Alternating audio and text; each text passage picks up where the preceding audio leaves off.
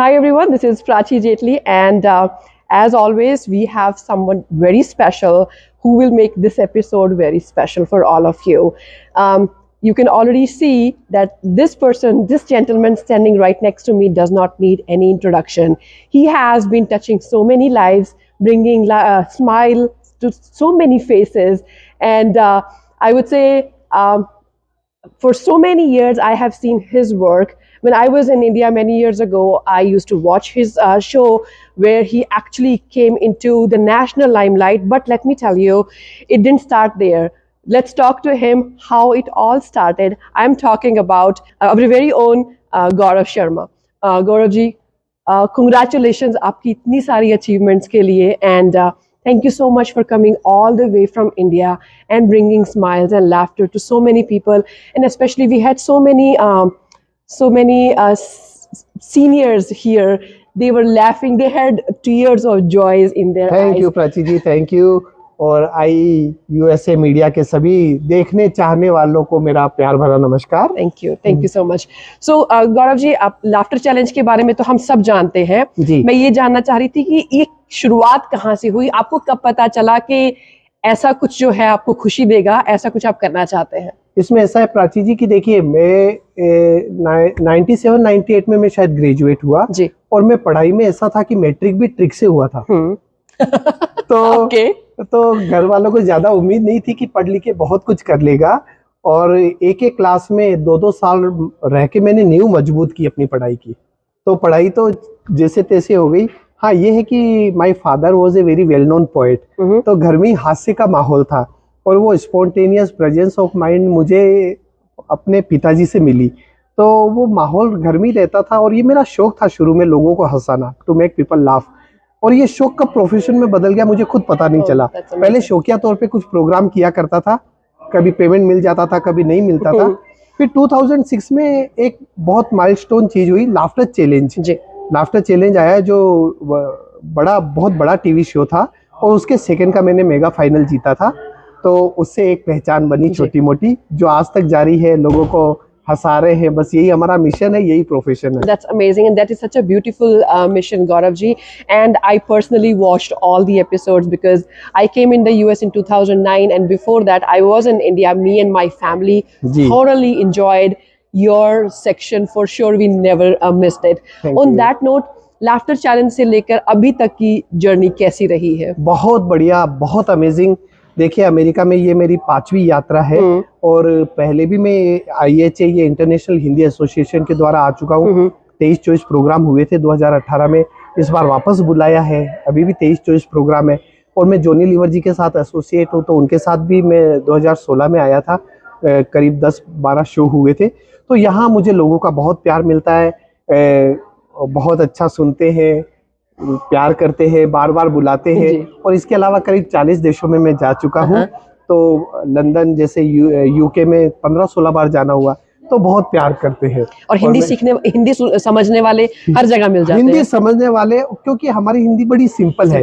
ये बातचीत की हिंदी है, कोई बहुत क्लिष्ट या ग्रामेटिकल हिंदी नहीं है। तो वो समझने वाले सब जगह है। तो बड़ा अच्छा लग रहा है। ये यात्रा अनवरत जारी है, चल रहा है। एक और क्वेश्चन जो मैं आपसे पूछना चाह रही थी, आजकल स्टैंड अप का एक ऐसा दौर चल पड़ा है कि जैसे मैं बोलती हूँ कि हर जगह स्टैंड अप कॉमेडियन घूमता है, लेकिन कंटेंट जो है वो शायद हम अपनी फैमिली के साथ बैठ के ना देख पाए। आपने ऐसा बहुत अच्छा सवाल किया।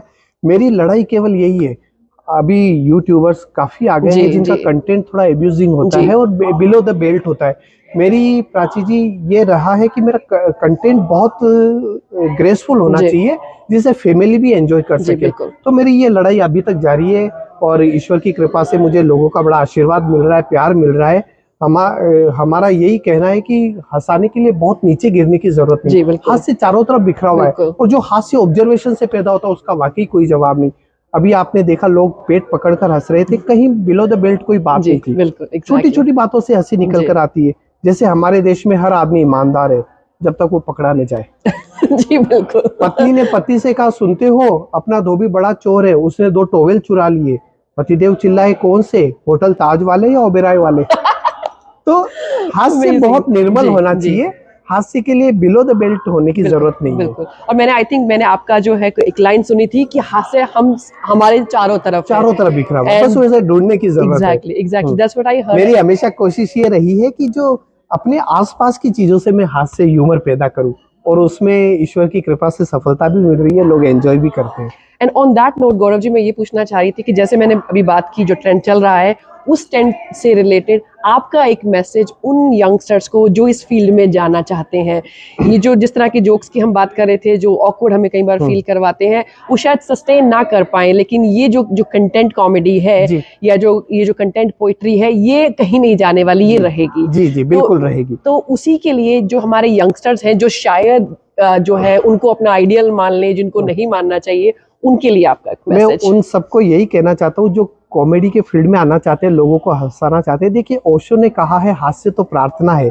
जब तक आप हंसते हैं, समझ लीजिए ईश्वर की प्रार्थना करते हैं। तो अगर आप हंसाने का ये काम चुन रहे हैं, तो ये तो सबसे बड़ी प्रार्थना है। लेकिन ये भी बात सच है कि देखिए, सिंगिंग के लिए इंस्टीट्यूशन होते हैं सिखाने के लिए। आप कोई इंस्ट्रूमेंट बजाना चाहे तो उसके लिए होते हैं, हर एक चीज की क्लास होती है।